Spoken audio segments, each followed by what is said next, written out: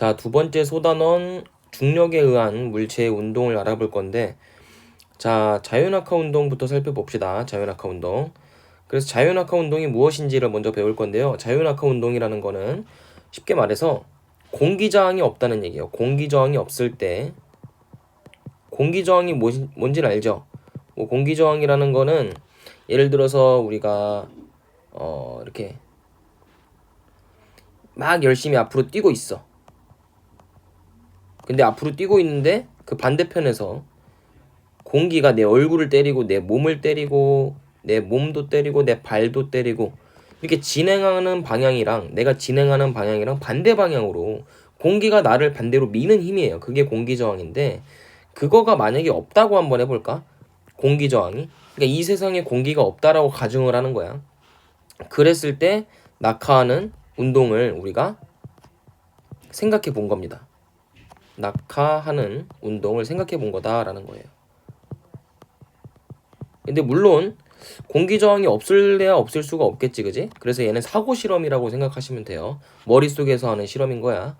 그래서 공기저항이 없을 때 낙하하는 운동을 우리가 자유낙하 운동이라고 하고요.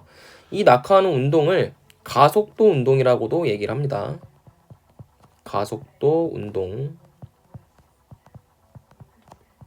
그러면 너네가 이제 가속도가 무엇인지도 알아야 되거든요. 가속도가 그럼 과연 무엇일까를 생각해 보니까 가속도라는 거는 1초마다 속력이 증가하는 또는 감소하는, 그러니까 속력이 증가 또는 감소하는 운동이에요. 이 얘기가 무슨 얘기냐? 기계가 아닌 이상 우리 사람은 가속도 운동을 한다고 생각을 하시면 되는데, 왜냐면 뭐 예를 들어서 내가 지금 달리기를 할 거야. 그래서 출발선상이 이렇게 딱 섰어요. 그럼 지금 속력은 몇 미터 퍼 섹이지? 그러니까 내가 움직이지 않으니까 빵 미터 퍼 섹이겠죠, 그죠?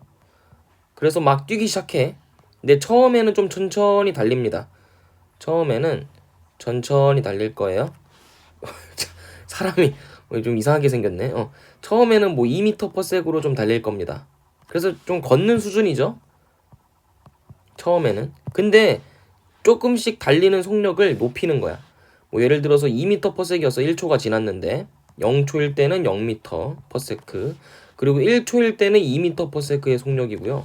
근데 2초에 달릴 때 보니까 얘가 지금 슬슬 이제 전력 질주를 하는 모양을 이제 띄고 있다라는 거지. 그래서 뭐 10m per sec의 속력으로 늘었다고 해보자. 2초 때. 그럼 어때? 매 초마다 1초가 지날 때마다 내 속력이 변하고 있죠. 그죠? 이런 운동을 우리가 가속도 운동이라고 하는 거예요. 무슨 얘기인지 알겠죠? 그러면 가속도 운동이라는 거는 속력이 점차 증가하거나 감소한다고 볼 수 있겠죠. 1초마다. 그래서 그게 가속도 운동이다라고 생각을 하시면 되고요. 그러면 아직 너네가 이 미터 퍼 세크가 뭔지, 그리고 뭐 가속도가 뭔지 아직 감이 안 잡히는 친구도 있을 거거든요. 그래서 요거 기본 개념, 속력, 속도, 그리고 변위 개념, 그리고 가속도 개념 뭐 하나 추가하자면은 이동거리까지 추가를 하겠습니다. 그래서 각각의 정의들을 한번 써볼게요. 일단 속력이 무엇일까? 속력이라는 거는 우리가 어릴 때 이런 말 많이 들어봤을 거예요. 거속시, 그죠? 거리는 속력 곱하기 시간이다. 뭐 이렇게 배웠을 건데, 그럼 속력이라는 건 무엇이냐? 속력이라는 거는 시간분의 거리예요. 시간분의 거리. 그럼 단위가 어떻게 되냐? 우리가 항상 이게 물리 파트이기 때문에 물리를 하는 사람들은 단위가 굉장히 생명이거든요. 그래서 이 단위를 써줄 때 시간은 t예요. t, 타임. 그리고 거리는 s입니다. s. 자, 그러면 뭐 여기서는 요거는 단위가 아니지, 쏘리. 단위가 아니기 때문에 거리 단위는 우리가 미터라고 합시다. 미터. 얘도 t라고 쓰면 안 되겠네요. 단위기 때문에 세컨드, 1초라는 의미죠. 그러면 속력이라는 거는 미터를 세크로 나눈 거 아니야? 그지? 미터를 지금 세크로 나눴어요. 그렇기 때문에 요거를 요렇게 나눗셈 기호를 살짝 비껴서 표현하는 거야. 미터를 세크로 나눴다. 요게 그 뜻이에요. 미터 퍼 세크가. 그래서 예를 들어서 거리를 시간으로 나눴더니 그 값이 뭐 10이다. 그럼 이 녀석의 속력은 10m/s인 거죠. 이거 무슨 얘기인지 알겠죠? 그래서 여기서는 거리인데 거리가 여기서 사실 뭐 이동 거리라고 써놓으시면 되겠습니다. 그 다음에 속도 개념을 한번 볼까요? 속도 개념. 속도라는 거는 똑같이 시간분의 거리인데 좀 달라. 조금 뭐가 다르냐면 분자가 이동 거리가 아니라 변위로 바뀌는 거예요. 변위. 근데 단위는 똑같아요. 단위는 여기서 세크가 붙고 여기도 미터가 붙습니다. 근데 차이점은 뭐냐면 속도랑 속력의 차이가 뭐냐면 방향이 있냐 없냐거든. 방향이 있냐 없냐. 속력은요. 방향이 없는 값이에요. 방향이 없어요. 근데 속도는 방향이 있습니다. 근데 이거는 좀 복잡한 얘기니까 천천히 나중에 물리 공부할 때 진짜로 물리 원 같은 거 공부할 때 배우면 되고요. 그래서 속도는 방향이 있는 값이고 속력은 방향이 없는 값이다. 그렇게 생각을 하시면 돼요. 그래서 속력은 무조건 플러스 값밖에 안 나오는 거야. 방향이 없기 때문에. 근데 속도는 플러스 마이너스 값이 둘 다 나올 수 있다라는 거죠.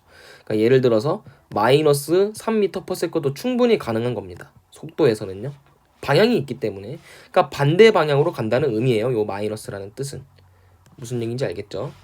자, 그럼 가속도는 무엇이냐? 가속도는 이 속도가 진화한 거예요. 속도가. 그래서 속도가 진화해서 가속도가 됐다고 생각을 하시면 되고요. 그럼 가속도의 정의는 뭐냐? 가속도는 시간분의 속도야. 그러면 아까 그럼 단위부터 생각을 해볼까? 속도의 단위는 미터/세크였죠. 시간의 단위는 세크였어. 그럼 얘는 어떤 식이 지금 생기는 거냐면 미터 나누기 세컨드인데 그거를 또 세컨드로 나누는 거야. 무슨 얘기인지 알겠나? 그럼 우리가 이거 번분수꼴로 계산하시면은 어떻게 돼요? 미터 나누기 세크 제곱이 되겠죠? 그래서 이런 단위를 갖는 겁니다. 가속도가. 그래서 가속도 단위는 미터/세크 제곱이고 예를 들어서 뭐 10m/세크 제곱 이렇게 쓰도록 하죠. 그러면 너네가 속력, 속도, 변위, 가속도, 이동거리 모든 개념을 다 배운 겁니다. 그래서 단위까지 꼭 잘 생각을 해주자라는 거예요. 단위가 핵심이에요. 그래서 가속도의 단위는 뭐다? 미터/세크 제곱이다. 그럼 가속도도 마찬가지로 속도에서 파생이 된 거기 때문에 얘도 방향이 있어요. 속도에서 파생이 된 거기 때문에 얘도 방향이 있습니다. 물론 쌤 그러면 가속력은 없어요? 가속력은 없습니까? 가속력도 있죠. 근데 우리가 지금 다루는 거는 가속도기 때문에 가속력이 있다는 것만 알아두세요. 가속력은 방향이 없는 값이에요. 얘도 마찬가지로. 그래서 속력과 속도를 부르는 말의 기본적인 차이는 방향이 있냐 없냐 그 차이다라는 거예요. 아시겠죠? 그 다음 자유낙하 운동에서의 속력을 봅시다. 자유낙하 운동에서의 속력. 자, 자유낙하 운동이라고 하는 거는 아까 쌤이 얘기했지만 가속도 운동이에요. 가속도 운동. 자유낙하 운동은. 근데 그 가속도 운동 중에서 자유낙하하는 운동의 가속도를 계산해 보니까 9.8m/s더라. 이게 수치로 계산한 값이거든요. 이걸 다른 말로 우리가 뭐라고 하냐? 중력 가속도라고도 얘기를 합니다. 그러니까 엄밀하게 말하면 이 9.8m/s 제곱이라는 요 값은 모든 물체가 갖는 중력 가속도예요. 모든 물체가 동일하게 갖는 거예요. 왜냐하면 얘는 지구가 끌어당기는 힘 때문에 생긴 거거든요. 무슨 얘기인지 알겠어? 이 가속도의 출처를 따져보니까 이 가속도는 결국에는 지구가 끌어당기고 있는 힘이에요. 지구가 끌어당기는 힘. 그렇기 때문에 우리가 중력 가속도라고도 얘기를 하는 거예요. 아시겠죠? 그래서 지구가 끌어당기는 힘이 결국에는 중력 가속도다. 그 값은 9.8m/s다. 그래서 이걸 다른 말로 G라고도 표현합니다. G. 알겠죠? 자, 그러면 자유낙하하는 운동에서의 속력을 계산해봐라 라고 하는 거는 우리가 가속도는 어떻게 되죠? 아까 공식이 가속도라는 공식은 쌤이 요거를 시간분의 속도라고 했었죠. 자, 그러면 속도를 내가 구하고 싶어. 그럼 뭐 하면 되지? 이거 등식 바꿔주면 속도를 구하고 싶으면 양변에다가 시간을 곱하면 되는 거 아니야? 그죠? 그럼 가속도 곱하기 시간이 결국에는 속도가 되겠네요. 이거 이해됩니까? 근데 만약에 방향이 똑같은 방향이다라고 하면은 방향이 똑같은 방향이다라고 하면은 속도나 속력이나 다를 게 없거든요. 그렇기 때문에 그냥 속력도 마찬가지로 가속도 곱하기 시간이다 라고 우리가 정의할 수가 있는 겁니다. 방향이 일정할 때만 이건 만족하는 거예요.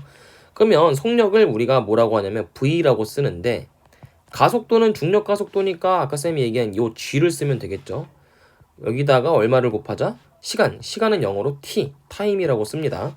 그래서 이런 공식이 지금 탄생하는 거예요. V는 G 곱하기 T다. 자연역학하는 운동에서의 속력은 중력 가속도 곱하기 시간이다. 이렇게 생각을 하시면 되겠어요. 그럼 예를 들어서 내가 지금 63빌딩에 올라갔어. 63빌딩에 올라가서 야구공을 준비했어. 야구공을 준비해서 딱 여기서 떨어뜨린다고 해볼까? 그럼 0초일 때는 몇 미터 per sec겠니? 0초. t에다가 0을 넣는 거니까 g의 값은 항상 고정이에요. 얼마냐면 9.8. 그러면 v는 얼마겠어? 0이겠지, 그지? 0초일 때는 0인 거야, 그냥. 근데 얘가 한 10초 정도 떨어졌어. 10초 정도 낙하를 했어요. 자유낙하 운동을 하는 거야. 그럼 10초 정도가 지났을 때는 얘가 속력이 얼마일까? 그럼 계산이 가능하다 이거예요. 어떻게? 9.8에다가 10을 곱해버리면 된다 이거지. 그거 얼마예요? 98이죠. 아, 그럼 10초 후에 요 녀석의 속력은 98 미터 퍼 세크다. 이렇게 나타낼 수가 있는 겁니다. 되게 단순하죠? 이해되죠? 우리가 그러니까 요거만 잘 이해하시면 된다라는 거예요. 넘어가겠습니다. 자, 그럼 자연낙하 운동에서의 질량과 속도를 한번 이번에 볼 건데 이번에 새로 등장한 물리량은 뭐냐면 질량이에요. 질량이랑 속도랑 과연 관련이 있을까라는 거지. 근데 결론만 말하자면은 질량과 속도는 아무런 관련이 없어요. 질량과 속도는 전혀 관계가 없습니다. 근데 그도 그럴 것이, 왜냐면 우리가 방금 위에서 어떤 공식 배웠지? V라는 값은, 속력이라는 값은 그냥 중력 가속도에다가 시간을 곱하는 값이라고 했어요. 여기서 질량이 있어? 여기 질량 없잖아. 그러니까 질량이 없다는 얘기는 전혀 관계가 없다는 얘기예요. 이해되시죠? 자, 그러면 우리가 이런 실험도 가능합니다. 어떤 실험도 가능하냐? 자연낙하 운동하는 뭐 예를 들어서 깃털을 준비해보자. 깃털이라고 하면 엄청 가벼운 물체를 얘기하는 거예요. 그냥 예를 들어서 뭐 10g이라고 하자. 엄청 작은 거예요. 그리고 옆에는 쇠구슬을 준비해 볼게. 쇠구슬은 5kg 정도예요. 5kg. 그럼 5kg면은 몇 g이냐? 5000g이거든요. 그러면 질량만 비교했을 때 지금 500배 차이죠. 그죠? 엄청난 차이입니다. 근데 둘이 동시에 떨어뜨렸어. 동시에 떨어뜨리면 둘이 동시에 지면에 닿습니다. 이게 왜 그런 거예요? 이게 왜 그런 거야? 질량은 속도에 전혀 관계를 주지 않기 때문이지.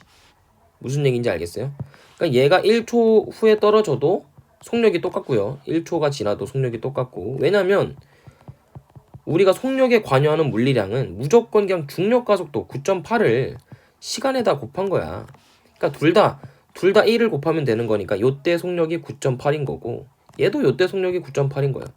그럼 결국에 떨어지는 시간은 똑같이 소모가 된다라는 거지. 이거 이해됩니까? 근데 이거는 뭐를 제외했을 때야?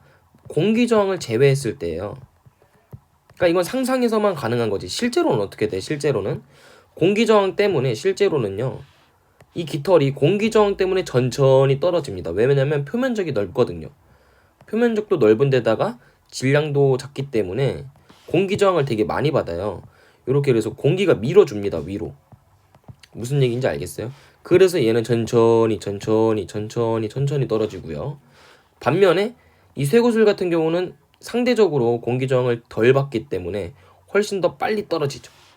그래서 얘가 아직 천천히 떨어지고 있을 때 이미 쇠구슬은 도착한 후일 거예요. 그죠?